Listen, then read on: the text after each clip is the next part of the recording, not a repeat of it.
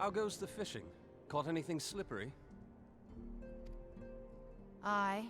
Our suspicions were well founded. The Serpent Reavers are indeed the culprits. The plot thickens. Has there been any movement in Thanalan? It has been blessedly quiet, which is to say the Amalja are being no more or less of a nuisance than usual, summoning Ifrit with such crystals as they have hoarded. Urianger, too, reports not out of the ordinary. Then we have our explanation.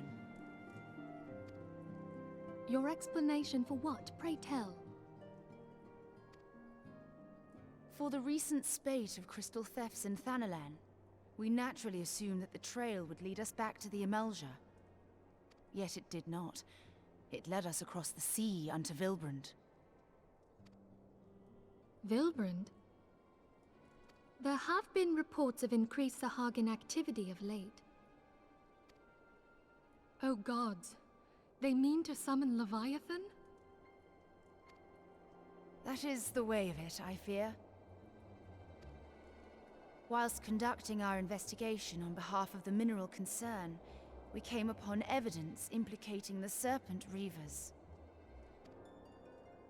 With the aid of the Maelstrom, I was able to verify our suspicions. 'Tis only a matter of time before Leviathan returns to harrow the seas. But there is more. One of the Sahagin, an elder by my judgment, spoke of attaining the gift and knowledge of eternity. Ugh.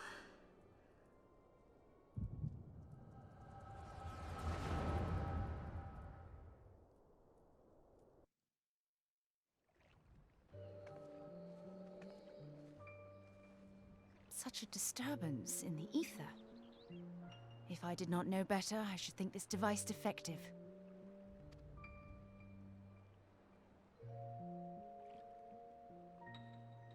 And there is the explanation.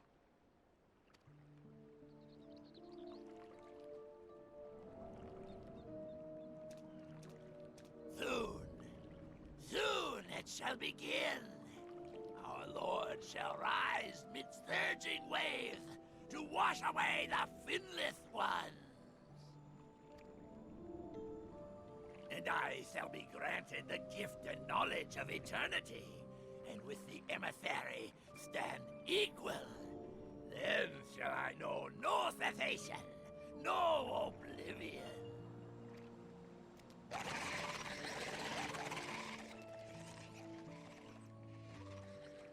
Whence comes this promise of immortality? The emissary? We have outstayed our welcome.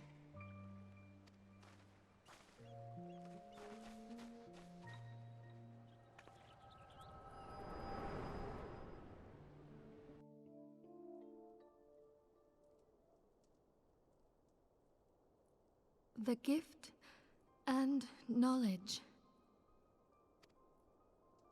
Are the two of you quite well? You shared that vision, did you not?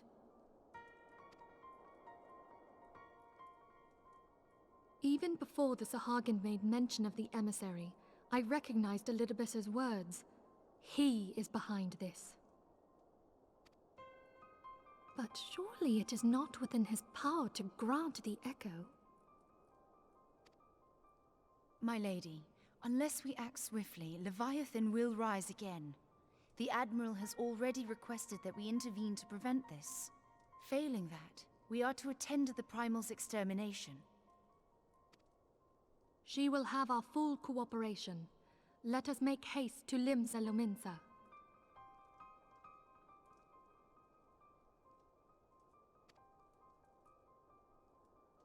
I mean to play a part in this mission. Tataru, pray, take charge in my absence. My lady, are you sure this is wise? I am aware of the risks, but there is something I must see with mine own eyes. The true nature of the echo. Very well. I shall not stand in your way. on the condition that you permit me to accompany you as bodyguard. Your company is ever welcome, Thancred. I take it something ill is afoot. Aye, a primal is about to be loosed upon Eorzea. A primal? A godlike being whose very existence is a bane upon the land. We scions of the Seventh Dawn are sworn to put an end to their kind.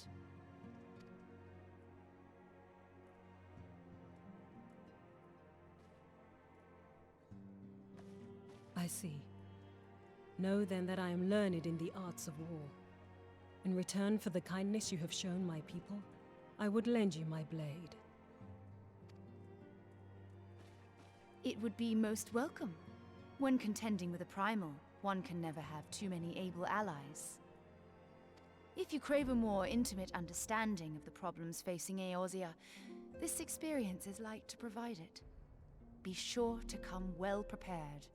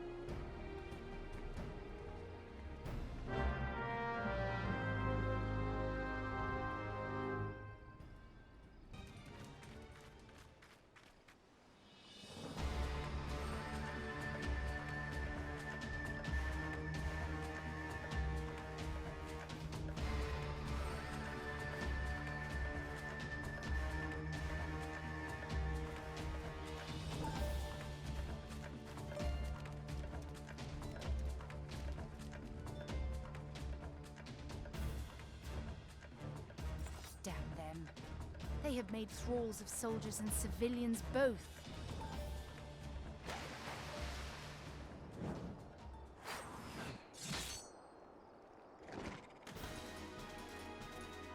Did I miss much?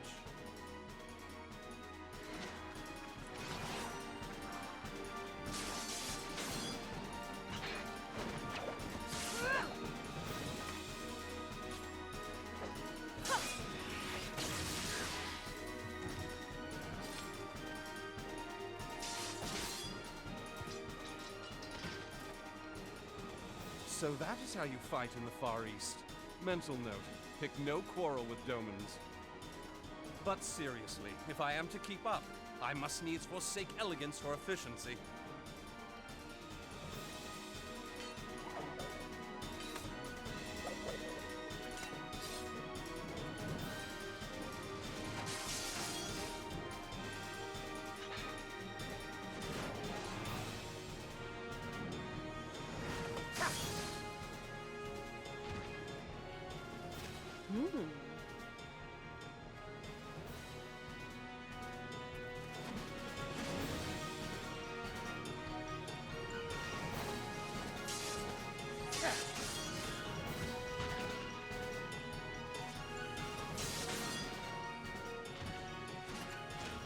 To the Aetheryte!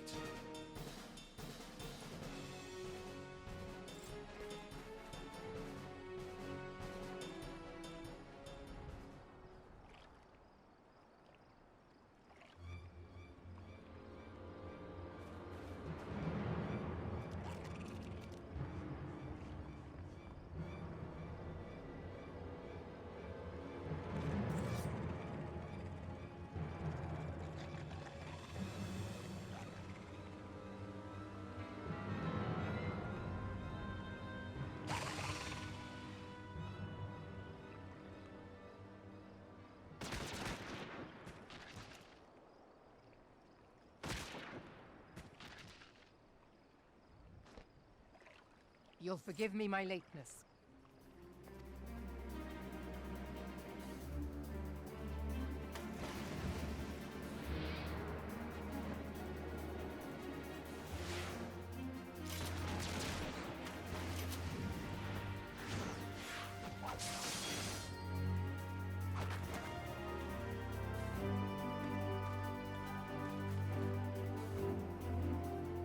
I've been something of a liability of late, I know.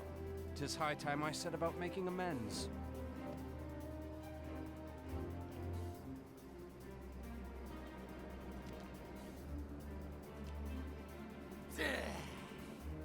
Long have you shriveled swordwalkers tormented our kind. But no more! Your time is at an end! You shall perish with salt in your wounds and sea in your lungs.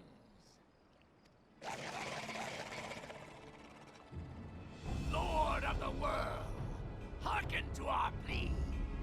Lord of the world, deliver us from our misery. Do you feel that?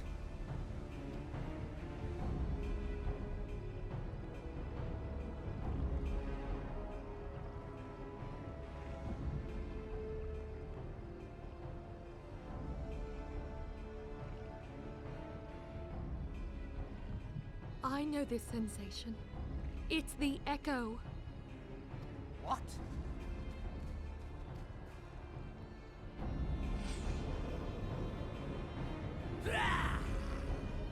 Such power! It is transcendent!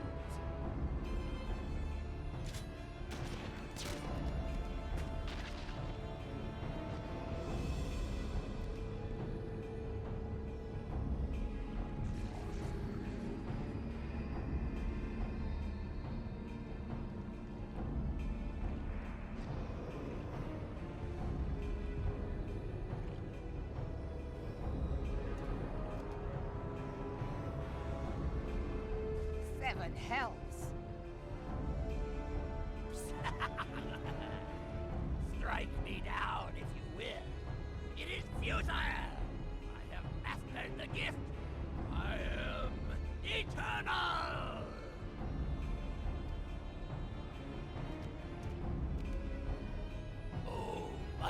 Leviathan, ruler of the seas, born of waters primordial. I offer unto you this frail flesh, that you might grant your faithful servants deliverance. I beseech you, come forth!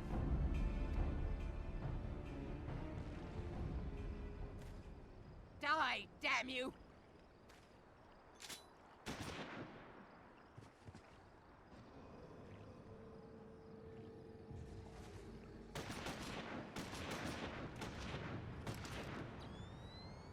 Foolish shorewalker! You cannot kill that which is eternal!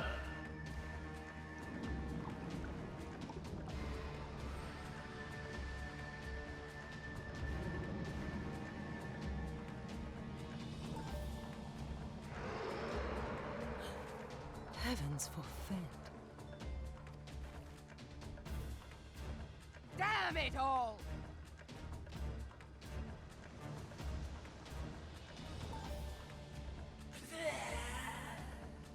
My being ebbed away. It could by right be infinite. Am I not immortal? Curse you, emissary! You promised me everlasting.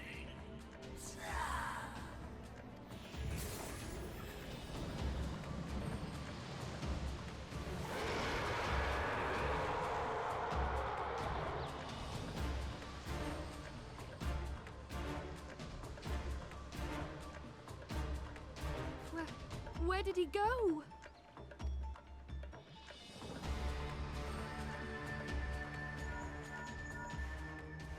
What say you? Nary a single ship? Hells take that sea demon! Gather the survivors and get to shore. Leave the wrecks for the pirates.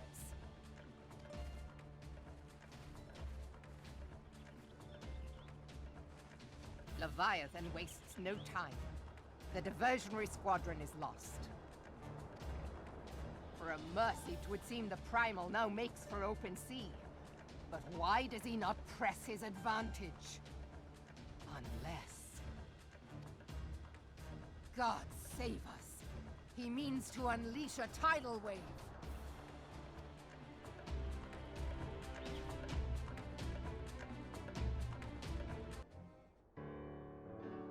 There used to be a hamlet beyond South Tidegate in western La Noscia. Hearthstone, 'twas called. Some years prior to the Maelstrom's founding, Leviathan rose from the briny depths and set about unleashing watery hell upon us. On that occasion, the company of heroes put him down before he could do too much damage. But when the bastard came next, this time in the wake of the calamity, we were not so fortunate. Weary of ravaging our shoreline, he summoned a tidal wave which fair leveled Hearthstone and washed the soil away for good measure. The area was subsequently occupied by the Sahagin. Aye, the thrice-damned creatures transformed it into a spawning ground for their brood. Given the quantity of crystals stolen to feed him and his legion of thralls, we can be fairly sure that Leviathan is stronger now than in his previous incarnations. If that sea demon is left to wreak havoc, what befell Hearthstone may well befall a larger settlement, even Limsa. That cannot happen. The Primal must be stopped. That was ever our objective, Admiral. But how are we to achieve it? The sea is Leviathan's uncontested domain. The ships of the Third Squadron could not close to within 100 yards of the Primal, nor could their cannons pierce his defenses. I have read the reports, Master Thancred. Our warships may as well have been bloody pleasure barges for all the good they did. 7 hells! Is there no way that we might strike back? The company of heroes defeated Leviathan, having first lured him into an inlet, but we must needs contend with him upon the open sea. It will avail us little to consult past experience.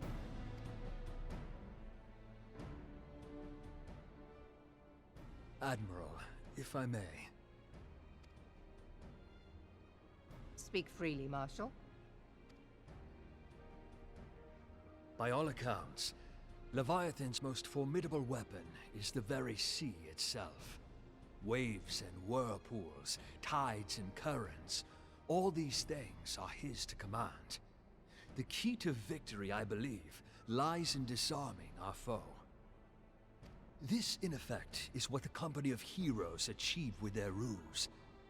We cannot lure Leviathan from the sea a second time. But what if we could weaken his hold upon the element of water? I have heard of devices capable of such wonders. They draw upon the power of corrupted crystals, I am told. If mounted upon a ship, such a device might be used to prevent Leviathan from bringing the full force of the sea to bear against us, rendering him no more dangerous than any other sea serpent. Of course! Sid built a similar device to grant the Enterprise safe passage through Garuda's Tempest, did he not? Begging your pardon, my lady, but to give credit where it's due, this is something I heard from an old arcanist friend of mine. It makes little difference who thought of it first, so long as it works. Beg the specifications of this device from your friend, and I shall pass them on to our people at Naldic and Vermelis. But before we proceed any further, I would voice one concern. Piercing Garuda's defenses is one thing. Suppressing Leviathan's attacks, quite another.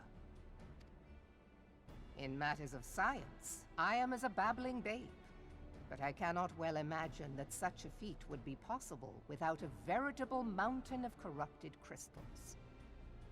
The question being, do we have a ship big enough to bear such a burden? Mayhap not, Admiral, but two might. Recall you the tale of Mistbeard's greatest haul? It is said that he lashed two ships together, side by side, the better to bear his plunder. By your leave, we might attempt to repeat the trick. The gods know it would be quicker than building a new vessel. Mistbeard did this. Truly, Marshal, upon the subject of the Pirate King, you are as a scholar. Now, from what I have gleaned of these matters, the device will need to be in close and constant proximity to the target. To wit, we must lash our twin vessel to Leviathan. This in itself will be no small feat. Ramming speed will be required, but given the weight of the cargo, that will only be attainable with the aid of a towing vessel.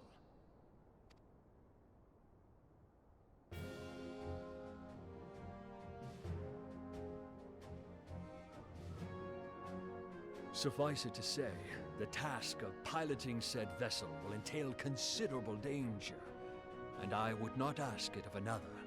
I volunteer myself. 'Twill be dangerous for all involved, but we have no better recourse. Very well.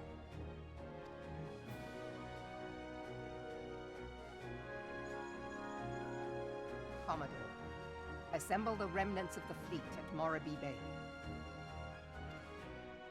Give priority to our soundest vessels. The repairs can wait.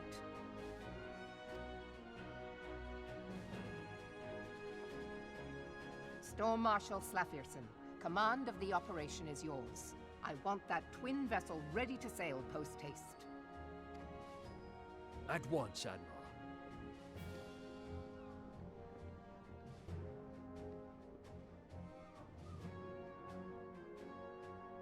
And then there is the small matter of slaying the beast. The fate of Limsa Lominsa rests upon your shoulders once again. Go well, warrior of light.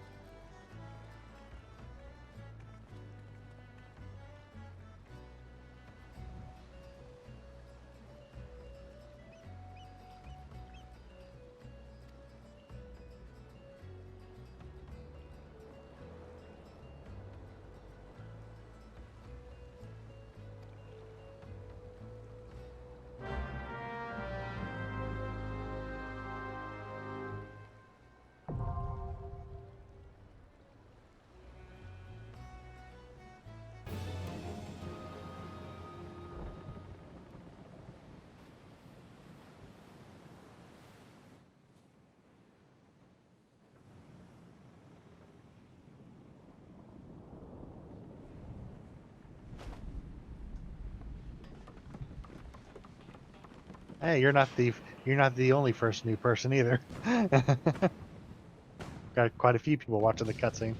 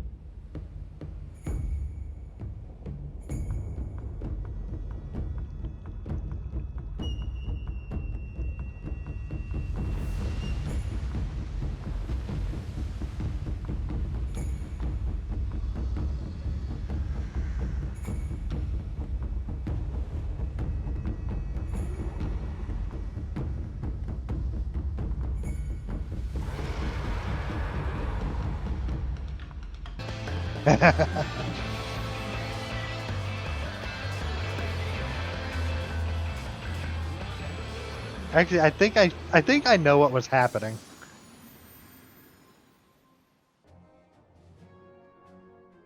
We Lominsons are sworn to strive, till sea swallows all. And swallow all it would have, had Leviathan prevailed.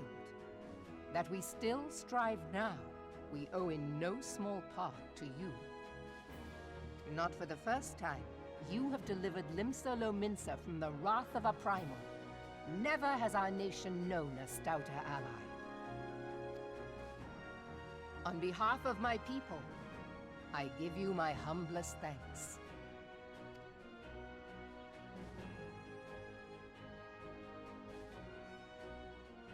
'Tis meet that I give thanks to old Mistbeard, too, for his fine solution. Whatever else he may have been, 'tis clear he was a resourceful soul. Would that I had a man like him in my service.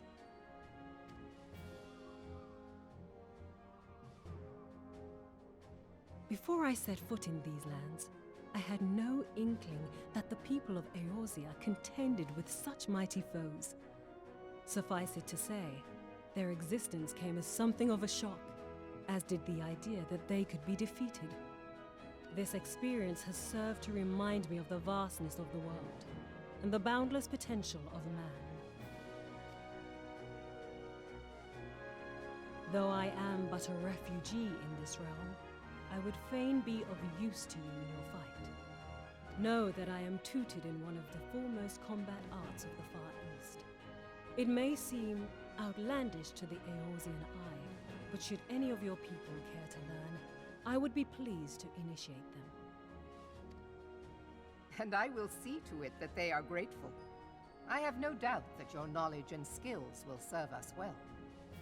Besides, your art is not so outlandish as you think. Would you not agree, Master Thancred? Naught escapes your searching eye, Admiral. Few are privy to this information, but Limsa Lominsa is home to a certain secret fraternity. Its members are trained in a form of combat not unlike your own. By my judgment, it should not be beyond such individuals to adapt to the techniques I witnessed you employing with such admirable deftness. I am heartened to hear this. I too noted a kinship between your style and mine own, though it seemed to me that you fought differently in the beginning. I suppose I did. What can I say? I'm a man of many talents. Though you may labor to believe it, Thancred was once something of a scoundrel who fraternized with the criminal class in these parts. Yestola! You jest, of course. But for a chance encounter with Alphino's grandsire, he might never have left Limsa Lominsa, or received an education in Sharlayan, or taken up his post in Uldar, which is where he trained in the blade, lest you wonder.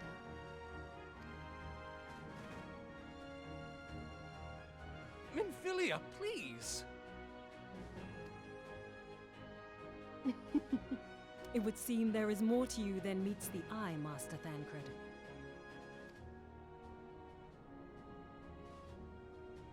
Lady Yugiri, I am told that you and yours came to Eorzea seeking permanent resettlement, and that many domins have since been engaged as frontier hands at Revenant's Toll. Moderna is many things, but a place of refuge it is not. Know that I would like nothing better than to furnish your people with a new home here on Lominsan soil. Alas, racked by instability as we are, our nation is in no fit state to take you in. Yet I'll not have it said that we turned a blind eye to your suffering. Until such time as we can do more, I pledge to send provisions. We are in your debt, Admiral. I realize that it scarce qualifies as repayment, but if it please you, I shall set about sharing my martial knowledge with your people at once.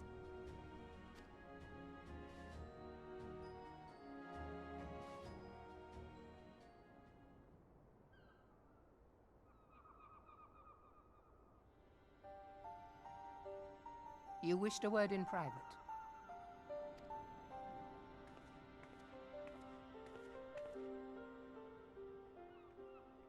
The better not to spoil the festive mood. History repeats itself, Admiral. As the kobolds did before them, the Sahagin resorted to summoning their god over a territorial feud. They acted in self-preservation. It may be that the Sahagin initiated this particular clash, but how it begins does not interest me so much as how it ends.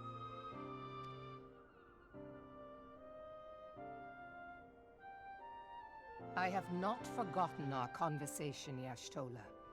I am aware that man bears part of the blame for the Primal's existence. Nor am I ignorant of the Sahagin's reason for acting. They sought to secure a place to breed and multiply that their kind might survive. Self-preservation, as you say. But we have as much right to live and thrive as they. If our own survival is threatened, are we to lay down our arms and welcome oblivion? Nay. And so you kill, that you might live. Yet if living is a right, then that right belongs to all peoples, be they men or beastmen.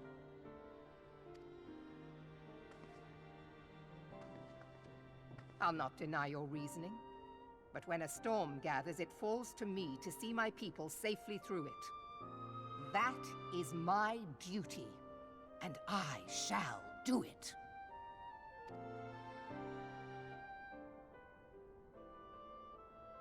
As must we all, Admiral. Stay the course, then, but know that it will lead to no good end.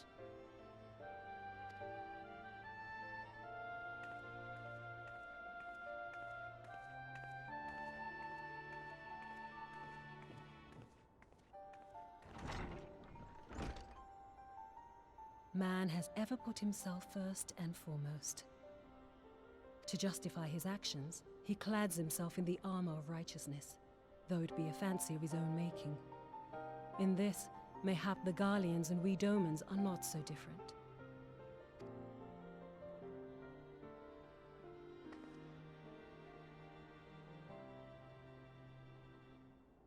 Eorzea has become as a raging sea. If we are to keep our heads above the waves, we cannot scruple to drown the man next to us. When hopes of coexistence founder, strength must determine who has the greater right to live.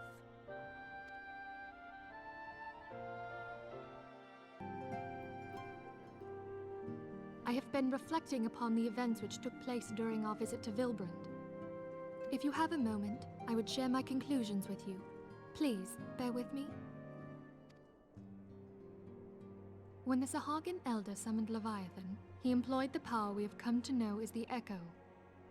Though I cannot well explain the how of it, it would seem he became immortal in so doing. When the Admiral subsequently slew him, his spirit emerged from his lifeless flesh, a consciousness shorn of physical form. Thus transfigured, he took up residence in the body of his minion with the ease of a man donning a favorite glove. Long have I known that the echo allows one to pass through the walls of a man's soul. But never did I imagine that it could free us from our own flesh, nor less that our souls could then occupy the next corporeal vessel to take our fancy. It was of this that Elidibus spoke, an existence which knows neither cessation nor oblivion.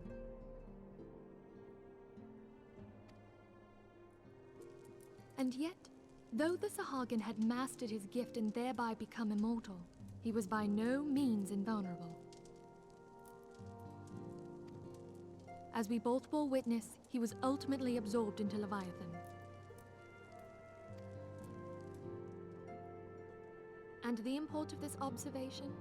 If the Ascians' mode of existence is indeed the same, it can be inferred that they too are not invulnerable, that they can be destroyed. There exists a legend which tells of souls who are reborn upon the cusp of each umbral calamity, that they might stay the encroaching darkness. To most, it is but a fairy tale, yet recent events have given me cause to wonder, could the legend in fact refer to the echo? Much and more yet remains unknown, but I am confident that all will become clear in time. For the present, however, what matters is that the key to defeating the Ascians may at last be within sight. With Urianger's aid, it is my hope that I shall fathom this matter ere long.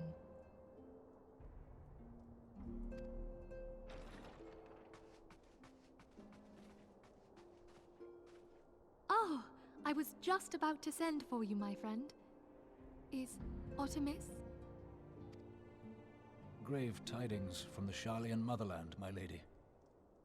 It doth concern our distant allies, the students of Baldessian. What of them?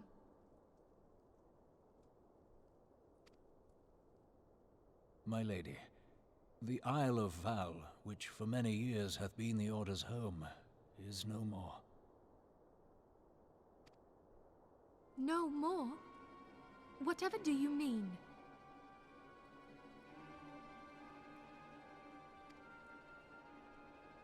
I relate only that which hath been conveyed unto me by our agents. An etheric wave of the highest magnitude was recorded in the region. Soon thereafter, 'twas observed that the isle had ceased to be. 'Tis postulated that a magic was evoked, like in power to Ultima.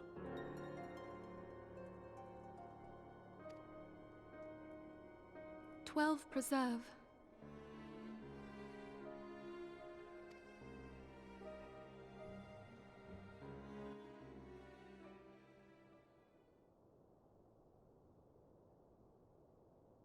If there are no other matters, I move that today's meeting be adjourned.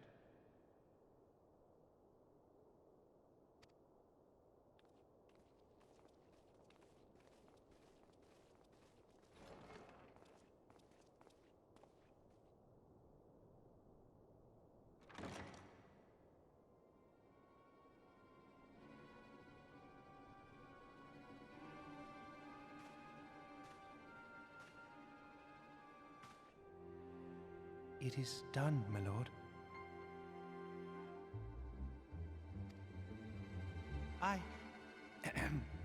Forgive my impertinence, my lord, but these orders, I am uncertain as to what end they serve.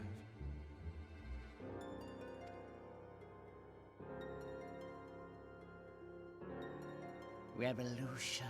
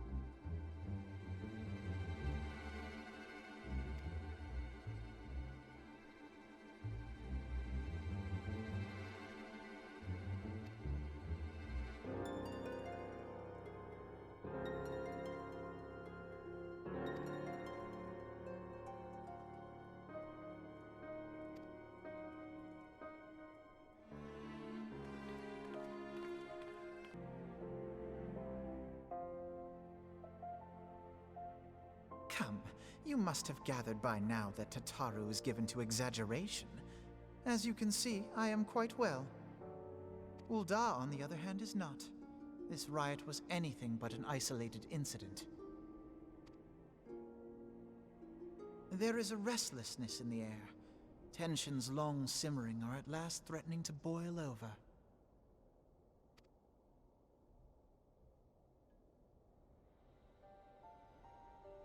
Ul'dah is a nation infamous for the great disparity between the wealthy and the poor.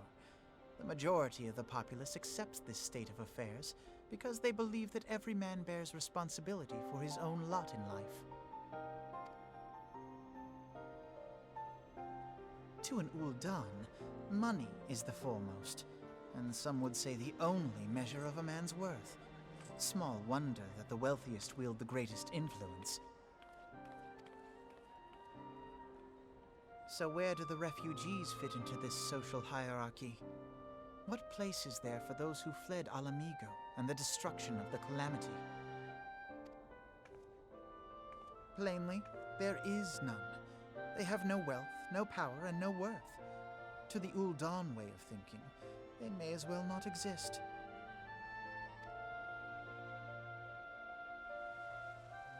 Choosing to ignore their existence, however, is patently not an option. General Rauban and the Sultana understand this, which is why they ordered the Immortal Flames to provide the refugees aid and succor.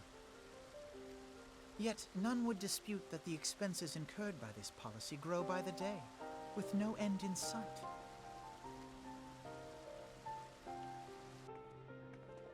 This has prompted more and more Ul'dans to question their obligation to aid these worthless wanderers, while more and more refugees have come to resent their treatment at the hands of the sneering citizenry.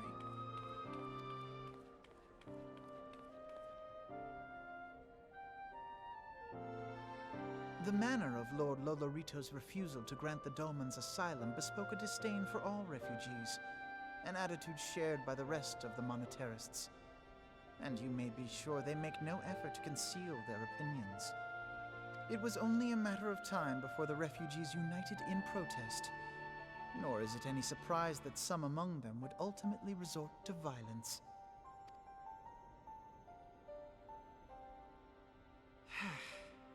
That the Immortal Flames should choose this of all occasions to engage in joint training exercises with the other Grand Companies. By the time they return, the situation may well have deteriorated beyond mending.